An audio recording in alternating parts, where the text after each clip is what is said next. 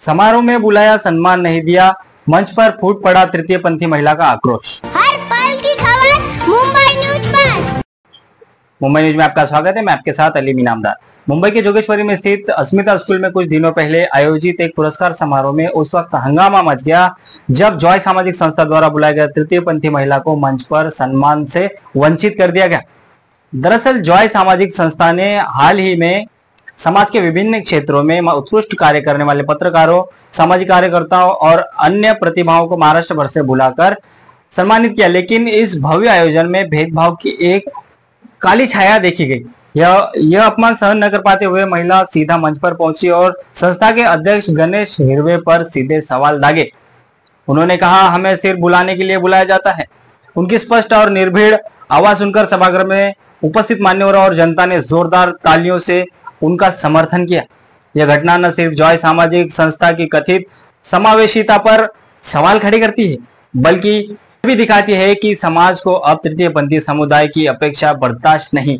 आइए हम आपको दिखाते हैं वो सारा वीडियो। देखिए उस वीडियो में किस तरीके से जो तृतीय पंथी महिला है उसका आक्रोश जताती हुई वो वहां पर बोल रही थी और उस आक्रोश में वो दर्द छलक रहा था जो हम आपको उस वीडियो के द्वारा दिखाना चाहते हैं। आइए देखिए वो वीडियो को।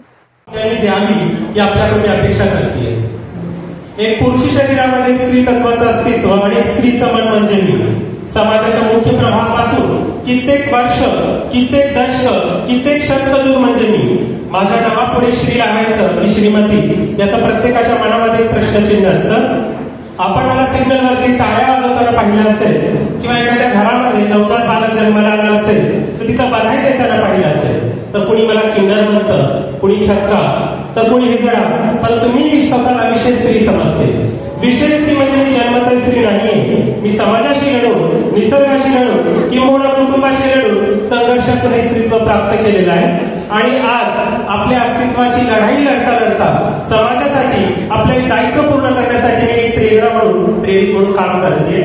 निसर्गाने माझ्या आई बनण्याचा अधिकार जरी हिरावून घेतला असेल, गर्भाशय नसतानाही लेकराला जन्म देता आला नसला तरी आज मी हजारो लेकरांची आई झालेली आहे।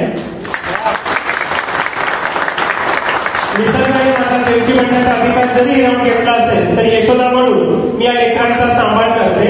आई पण एखाद्या झेंड्यापुरतं मर्यादित नसतं, आई कोणीही होऊ शकते, म्हणून तर त्या पंढरीच्या विठ्ठलाला आपण विठू माऊली म्हणतो। आज या ठिकाणी पुरस्काराचा सोहळा आयोजित केलाय, खरोखर सुंदर सोहळा आहे, पण याच्यामध्ये थोडीशी कमतरता मला वाटली, कारण ह्या पुरस्कारामध्ये कुठलाही व्यक्ती काम करतो तो पुरस्कारासाठी काम करत नाही। जेव्हा पुरस्काराची थाप त्याच्या पाठीवर मिळते ती आणखी चांगली स्फूर्ती मिळते की आणखी चांगलं काम करण्याची। तर म्हणतात ना, नुसतं मांडव असून चालत नाही, त्याला प्रशंसेची झालरी असावी लागते। तर नो डाऊट तुम्ही प्रशंसेची झालर दिलीये, पण तुमच्या कार्यक्रमामध्ये इतकी जळतबाजी होती की लोकांना कळलंच नाही की तुम्ही कुठला व्यक्ती कुठलं काम करतोय।